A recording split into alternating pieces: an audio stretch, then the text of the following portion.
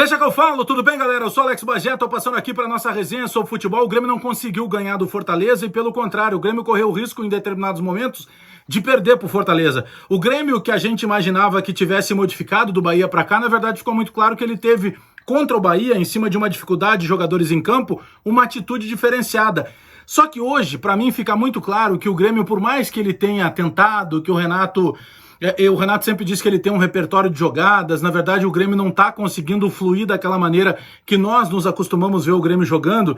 E eu penso que o Grêmio está caminhando em campo e o Grêmio está sem força física. Para mim, o Grêmio contra o Fortaleza foi fraco. Falta força para o Grêmio. O Grêmio não tem atitude porque os jogadores caminham em campo. O Grêmio teve vários problemas. Por exemplo, o Maicon sentiu ainda no primeiro tempo e esse foi um problema porque o jogo hoje, na ausência do Jean-Pierre, o único jogador lúcido que nós temos para tentar alguma jogada um pouco mais qualificada, mais refinada nesse sistema de meio campo do Grêmio, é justamente o Maicon. Então o Maicon precisou sair e isso foi um complicador para o Grêmio. Agora sabe que a entrada do Robinho, embora o Robinho ainda esteja literalmente e visivelmente fora de forma, ele tá gordinho, ele é um jogador que tem uma qualidade, que tenta a jogada aproximada, e o Grêmio tá precisando disso, porque o Grêmio não joga mais com aproximação. Pelo contrário, hoje, grande parte do jogo, quem aproximou a jogada, quem trocou passe curto e quem, de certa forma, tabelou um pouco mais bonito, buscou um jogo mais bonito, foi o Fortaleza e não o Grêmio. Bom, aí sabe que eu fiquei pensando, né? Aos 16 minutos, a gente não pode deixar de falar nisso, porque o Oswaldo ele vai cruzar uma bola para dentro da área, e aí o jogador do Fortaleza entra para tentar o cabeceio, não consegue, a bola entra no gol, o Vanderlei não sai, aí o Vanderlei reclama não sei do que.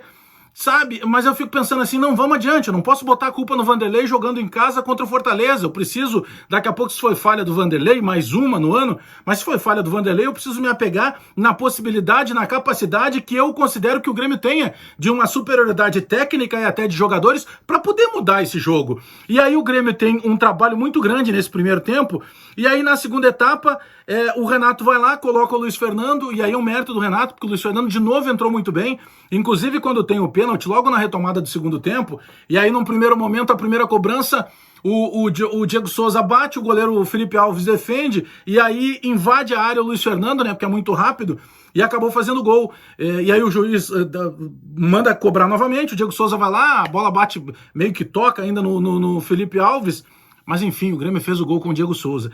Só que daí logo depois, se a gente pegar lá, logo depois não, porque essa cobrança de pênalti foi por 5, 6 minutos do segundo tempo, e lá aos 25, o Grêmio tem mais um jogador expulso. É a terceira partida que o Grêmio tem um terceiro jogador expulso, né? Teve a expulsão do Jeromel, teve a expulsão do Matheus Henrique, e agora teve a expulsão do Luiz Fernando. E o árbitro foi bem, eu não penso que ele foi mal no lance, porque o Luiz Fernando reclama de uma falta, mas não tinha necessidade de vir trocando testada, botar a testa colada no adversário. E isso é muito ruim para o Luiz Fernando, porque o Luiz Fernando ele consegue dar para o Grêmio hoje, e olha que eu fui crítico quando foi contratado esse rapaz, só que ele dá uma atitude que o Grêmio não tem.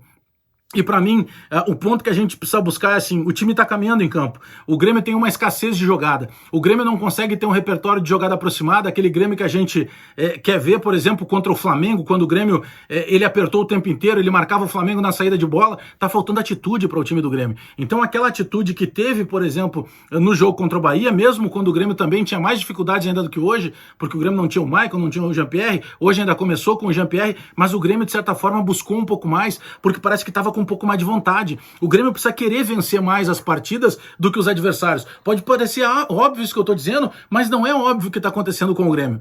O Grêmio não adianta a gente ficar nessa, não. O Everton, por exemplo, é um jogador que tenta, ele se desloca, ele troca, ele muda o tempo inteiro de posição com o Alisson. O Robinho entrou, tá longe ainda da forma física, mas é um jogador que tenta aproximar de maneira geral.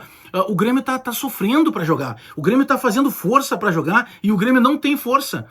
Então essa coisa que o Renato fala de que é um repertório de jogadas, pelo amor de Deus, não tem nada de repertório de jogadas, o Grêmio está se livrando da bola, o Grêmio não tem uma alternativa de velocidade. Você pega, por exemplo, quando faz o gol lá a cerca de 16, 17 minutos da primeira etapa o Fortaleza, o que faz o Rogério Ceni? Esperto que ele sabe que ele não tem garrafa para trocar com o Grêmio, 1-0 para ele gerar um resultado fantástico, ele recua todas as linhas e ele passa a marcar a distância, o Grêmio e tentar explorar uma bola para sair na boa. E como é que você consegue quebrar um time que é bem organizado taticamente, que é o caso do Fortaleza, se você tem ou a alternativa do jogador que seja o driblador, ou você tem a alternativa da força e da velocidade. E o Grêmio não tem nenhuma dessas. E eu não tenho dúvida que isso é problema da preparação física. E vocês que me acompanham no canal sabem o quanto eu tenho reclamado do preparador físico tailandês do Grêmio.